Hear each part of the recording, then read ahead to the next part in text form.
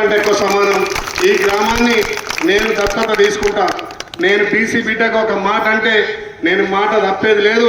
Congress party మాట మీద ఉంటుంది, మడమ తిప్పది. కాబట్టి మీరు ఆలోచన చేయండి.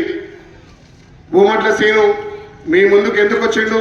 ఏదో సంపాదించుకోవాలని కాదు, ఏదో రాజకీయాల గురించి కాదు. 2 సార్లు ఓడిపోయినా ఎక్కడ బోడగొట్టుకున్నాం అక్కడ దేవుడు ఆడుకోవాలి, ప్రజాసేవ చేయాలని వచ్చింది. కాబట్టి మీరు ఆస్వాదించుండ్రి. గత 10 ఏళ్ల పాలనకు ఈ 2 సంవత్సరాల మీ బిడ్డ పాలనకు, రేవంత్ అన్న పాలనకు తేడా చూడురి. ఇవాళ చాలా మంది మన ముఖ్యమంత్రి మహిళలకు తెలంగాణలో పెద్దపీట వేసిండు. మన ముఖ్యమంత్రి ఈ తెలంగాణలో 1 కోటి మంది మహిళలు కోటీశ్వర చేయాల లక్ష్యంతో ముందుకు పోతుండు. మహిళా సంఘాలను బలోపేతం చేయాలి. ఎవరైనా మీరు మహిళా సంఘాల్లో చేరకపోతే మహిళా సంఘాల్లో చేరమంటున్నాడు.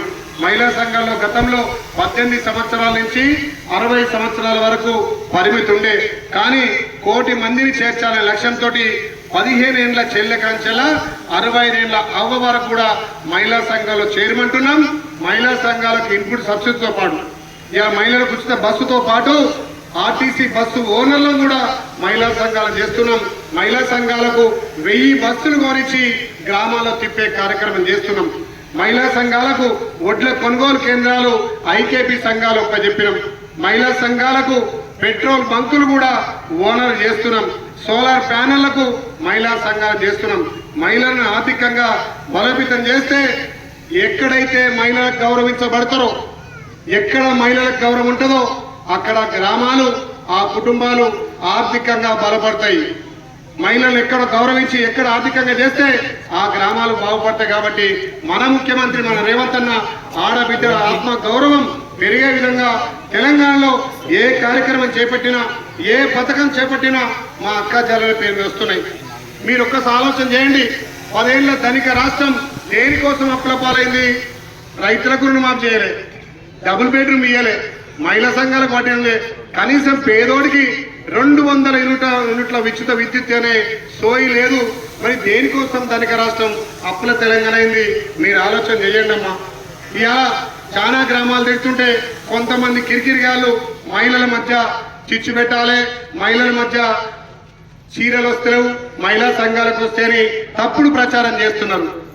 మన ముఖ్యమంత్రి మీ పెద్ద కొడుకుగా, మీ అన్నగా ప్రతి మహిళకు ఇందిరమ్మ చీర ఇయ్యాలని చెప్పి నిర్ణయం చేసి 1 కోటి మంది మహిళలకు చీరల పంపిణీ కార్యక్రమం పెడితే మొన్న ఎలక్షన్ కోడ్ వచ్చి ఆ చీరలు అయిపోయినాయి.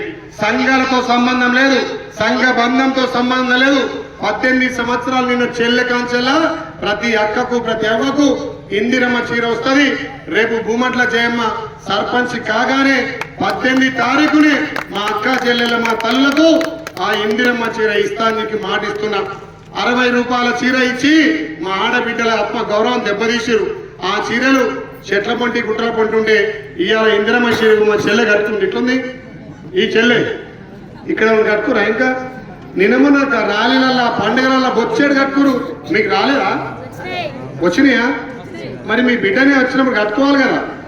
ఆ చీరలు ఎట్లున్నాయమ్మా? ఆ చీర ఎవరు కట్టుకురు? ఆ చీర నిన్నమన్న కేటీఆర్ గారి సతీమణి, కేటీఆర్ భార్య, 2 సార్లు మంత్రి చేసిన ఆయన భార్య కట్టుకున్న చీర మా చెల్లెలు, మా అక్కలు, మా తల్లులు కట్టుకోవాలని చీర ఇస్తే ఈ కిరికిరిగాలు వచ్చి అమ్మ నీకు రాదు, నీకు అంటే చీర అంటే అందరికి గౌరవమే కదా, అవునా కదా? ఇప్పుడు దసరాకో పండగకో లేకపోతే పెళ్లి రోజో మీ పుట్టినరోజో ఇంటి ఆయన ఒక చీర తెస్తాడు, ఇంటి ఆయన 1,00,000 రూపాయలు పెట్టి చీర తెస్తాడు. ఏమంటాం? ఏమో ఆయనకి చీర తెచ్చినంటాం. అదే పండగ మీ పుట్టింటి నుంచి మీ నాయన, మీ అమ్మ, మీ కొడుకు చీర తెస్తే మా పుట్టింటి చీర ఎంత మంచిగా అంటాం మనం. మన ఇంటి ఆయన 1,00,000 రూపాయలు కొనిచ్చినా ఈ చీరగా అంటాం. అదే మన పుట్టింటి నుంచి చీర ఎట్లుంటది? మా అమ్మగారి చీర మా అమ్మ పెట్టింది, మా తల్లి గారింటికి అంచలా. మరి రేవంత్ అన్న మీ కొడుకుగా తల్లి గారింటికి చీర పంపితే మరి దీని మీద కూడా కిరికిరి చేస్తున్నారమ్మా. మీరు ఆలోచన చెయ్యాలి. ఎవరు కూడా వాళ్ళ మాయమాటలు నమ్మద్దు. మీ బిడ్డగా మోటకుండాలని అభివృద్ధి చేయాలనే లక్ష్యంతో మనం వచ్చినాక 40-50 లక్షల సీసీ రోడ్లు వేసినాం. MRO office, police station, MD office, ఇక్కడ దవాఖానా కూడా 24 గంటలు నడిచే దవాఖానా పెడుతున్నాం. గిరి అభివృద్ధి నేను పండగ చేసిన, నేను బోనాలు చేసిన, నేను వాళ్ళు నింపిన చెరువుకు పూజ చేసిన. ఇది అభివృద్ధి.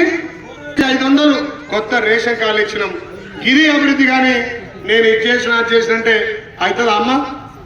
10 సంవత్సరాలు ఎల్లాక మాట్లాడిన దొర మూటకొండను మర్చిపోయిండు. దీని అభివృద్ధి చేయలే. దాని ఎంతో కారణం ఉంది. వాస్తవానికి దాని వెనుక కారణం ఉంది. ఆయన మీద బాధ ఒక్కిస్తా కదా, ఎమ్మెల్యేను బాధ ఒక్కనిస్తా కదా, ఒక్కనిచ్చిరా అప్పుడు? అందుకే తల్లి మీ గ్రామానికి నాతోడు కొట్లాడి నిధులు తెచ్చాడు మనోడైతే కొట్లాడతాడు. ఇక్కడ సర్పంచ్గా ఉంటే నేను ఎమ్మెల్యేగా నాతోటి అయిపోయి నేను చేస్తా, నాతోటి కానీ మన గౌరవ ముఖ్యమంత్రి రేవంత్ రెడ్డి గారితో చేస్తా. రేవంత్ రెడ్డి గారు మా అసెంబ్లీ నడిచినప్పుడు చూస్తారుగా, ఆయన ముంగట నేను వెనుక, ఆయన వెనకనే కూర్చున్నాను. ఎప్పుడు అంటుంటాడు, ఆయన నీకేం కావాలి, నీ ఆలరికి ఏం కావాలి అంటాడు. గంట మంచి పెద్దన్న నాకు అండ ఉన్నాక నేను సీనికి అండ ఉంటా. మీరు రేపు 17 తారీఖున సీనికి అండ ఉండి ఆయన బ్యాట్ గుర్తుకేసి బ్రహ్మాండమైన మెజార్టీ ఇవ్వాలి.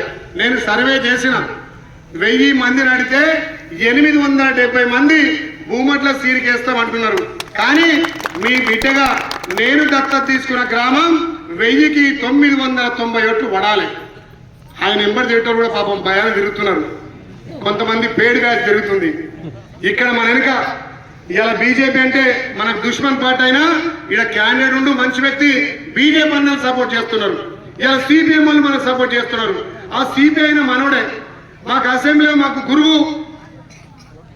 కాంగ్రెస్ పార్టీ పాలన మంచిగా బిడ్డ, గ్రామాలలో మీరు సిపిఐ తోటి పొత్తు పెట్టుకోవాలంటే నేను ఉప సర్పంచ్ ఇయ్యాని అక్కడ పోయి ఉప సర్పంచ్ మిలాఖత్ అయ్యిండు.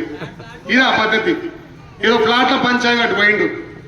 సిపిఐ రాష్ట్రంలో మనతో పొత్తుంటే ఇక్కడ ఆశపడి పార్టీని తుంగల దొక్కి పార్టీ నిర్ణయాలు గౌరవించినోడు రేపు ఏం ఉద్ధరిస్తాడు? ఊరును పార్టీని మొత్తం ఇలా నాశనం చేసి ఇలా పొత్తుంటే ఆలేరులో 5 సీట్లు వాళ్ళకి అసెంబ్లీలో ఇక్కడ సర్పంచ్లు ఇచ్చిన బ్రహ్మాండంగా గెలిచారు. ఆయన మనతోటి పొత్తుండాలి. కానీ దేనికో అక్కడ పొత్తుకు పోయి ఇలా ఆయన ఉప సర్పంచ్ కావాలి, నేను గెలవాలంటే మా మూటకొండ ప్రజలు తెలియదొక్కలా. అమ్మా మీ బిడ్డగా ఈ మూటకొండను అభివృద్ధి చేస్తా. తప్పకుండా ప్రత్యేకమైన శ్రద్ధ పెడతా. ఎవరు అడ్డం వచ్చినా మూటకొండూరు అభివృద్ధి ఆగదు. మీరు నన్ను ఆస్వాదించరు, అసెంబ్లీకి పంపిరు. తప్పకుండా ఈ మూటకొండను అభివృద్ధి చేస్తా. ఇప్పటికే వంగపల్లి నుంచి ఇక్కడ చూసుకొని ఆత్మూరు కుండాల దాకా డబల్ రోడ్ శాంక్షన్ చేసినాం. కాటపల్లి నుంచి ఆలేరు దాకా డబల్ రోడ్ శాంక్షన్ చేసినాం. రేపు పొద్దున